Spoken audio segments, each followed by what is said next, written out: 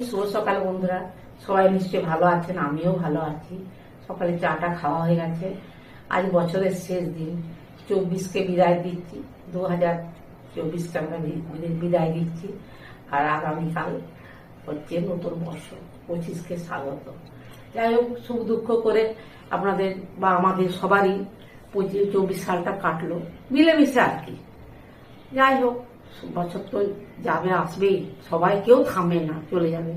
তবে 24টা আমার বাবা চলে গেলেন, তো এটা আমাদের মনে থাকবে সবই। এই আর কি, সঙ্গে থাকুন, অনেক কিছু দেখতে পাবেন।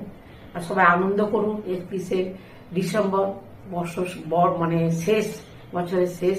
কালকে একটা পর থেকে বর্ষবরণ উৎসব আরম্ভ হয়ে যাবে, কিন্তু বছরের শেষ দিন সবাই বর্ষবরণটা ভালোভাবে করুন।